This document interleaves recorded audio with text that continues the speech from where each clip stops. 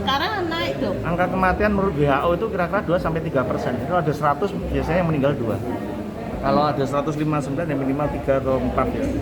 Kira-kira 2. Mau kaldim mau enggak. Wong demam berdarah itu kan tidak ada obatnya.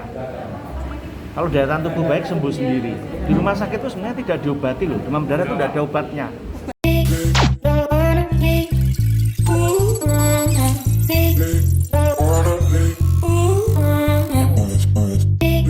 Hai, selamat datang di channel Cerita Muria. Jangan lupa subscribe dulu ya. Terima kasih dan selamat menonton.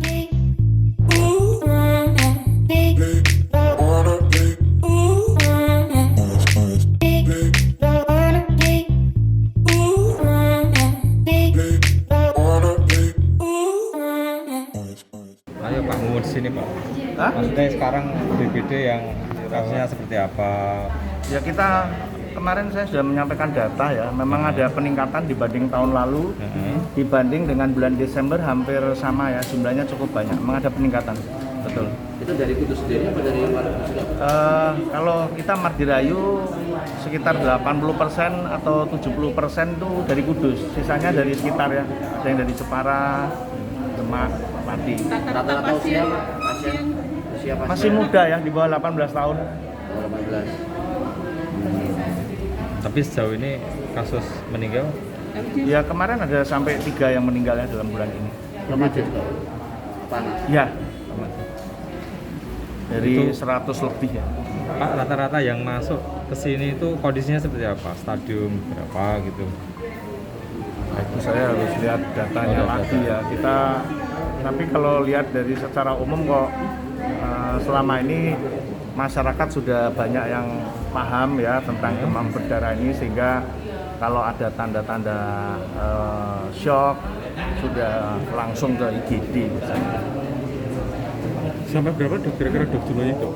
Januari Oh, dok? saya harus lihat jumlahnya dulu. Nah, itu sudah 10 hari yang lalu kok. Iya, yang Sudah ada sekarang. tambahan lagi dok? Tambahannya berapa? Oh maaf, yang meninggal 2 ya, dari sampai tanggal 18 itu. Dari 159 yang meninggal 2. 159 kasus. 1 Januari sampai tanggal 18 kemarin. Oh, banyak ya dok.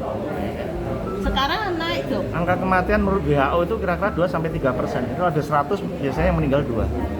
Kalau ada 159 ya minimal 3 atau 4 ya. Kira-kira 2. Mau kaldim mau enggak. Wong demam berdarah itu kan tidak ada obatnya. Kalau daya tahan tubuh baik sembuh sendiri. Di rumah sakit itu sebenarnya tidak diobati loh. Demam berdarah itu tidak ada obatnya. Dilakukan perawatan. Kalau ada tanda-tanda kekurangan cairan maka harus dikasih infus. Biasanya tidak bisa makan minum mual muntah, kan lemas, harus diinfus. Kecuali ada tanda perdarahan masif dan diperkirakan itu karena demam berdarah, maka kemungkinan perlu transfusi. Tapi demam berdarahnya sendiri tidak ada obatnya. Terus pada rumah sakit apa dok? Hah? Yang dilakukan rumah sakit berarti apa? Yang dilakukan rumah sakit adalah mewaspadai tanda-tanda bahaya itu dan mengupayakan semaksimal mungkin. Tadi ya, kalau ada kurangan cairan dikasih cairan, kalau ada perdarahan kita upayakan transfusi, ada infeksi lain kita atasi. Nah, sambil berdoa. Tanda-tanda yang mungkin patut diwaspadai apa dok? Gejala yang patut diwaspadai. Ya saya kira secara umum ada 3 hal yang penting yang saya kira masyarakat juga sudah mulai ngeh ya, mulai paham ya, tapi saya kira ini penting untuk kita tekankan. Jadi yang pertama adalah tanda-tanda kekurangan cairan.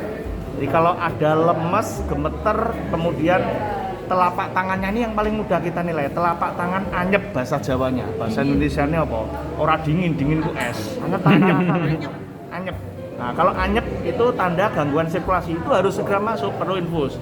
Kalau muntah-muntah tidak bisa makan dan minum, otomatis lemes, perlu juga mondok. Atau namanya demam berdarah, ada tanda perdarahan, walaupun ini kadang agak terlambat ya. Mimisen terus-menerus, berak darah, beraknya mungkin tidak darah tapi hitam, itu biasanya perdarahan di saluran cerna bagian atas. Nah, itu kita juga perlu mewaspadai.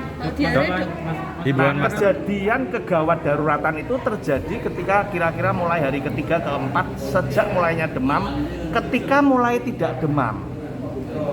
Jadi bukan kalau mau selesai demam itu, oh ini mau sembuh, betul mau sembuh, tapi ada fase atau siklus itu yang bisa menimbulkan kegawat daruratan. Itu yang perlu diwaspadai. Kadangkala kan kendala di rujukan, proses rujukan dok. Kasus-kasus kegawat daruratan itu tidak memerlukan rujukan. Gitu. Bisa langsung ke IGD rumah sakit terdekat. Khususnya tentu rumah sakit besar yang memiliki fasilitas ya. Karena tujuannya kalau terjadi shock pasti butuh ICU. Dok, nanti Bisa langsung diterima UGD dok. Pasti diterima, tidak ada keperluan rujukan pada kasus kegawat daruratan. himbauan masyarakat untuk masyarakat apa dok? Yang penting masyarakat pertama adalah upaya mengatasi ini ya, kalau ada kemungkinan ke demam berdarah ini atau ke indikasi atau alasan untuk mondok, segera mondok, jangan ditunda. Nah yang kedua, jadi mengenali gejala-gejala kegawat daruratan, itu yang pertama. Yang kedua tentu saja adalah upaya-upaya untuk meningkatkan ketahanan tubuh, istirahat cukup, makan bergizi, utamanya adalah makan dan minum. Kalau sulit makan, minum harus cukup, supaya tidak kekurangan cairan. Itu pada demam berdarah yang penting itu. Dan yang ketiga, secara serentak juga kita harus melakukan upaya-upaya untuk memutus rantai penularan. Yang paling penting adalah pemberantasan sarang nyamuk. Dan nyamuk demam berdarah ini hidup di tempat yang bersih, bukan di selokan, bukan di got, tapi di vas bunga, di gentong air minum, bak kamar mandi. Nah itu harus sering dikuras, dibersihkan dengan gerakan 3M. Tidak selalu dibutuhkan fogging atau penyemprotan, itu untuk membunuh nyamuk dewasa. Itu terjadi pada kasus-kasus tertentu, misalnya kasus kematian atau hal yang lain yang akan ditetapkan oleh DKK.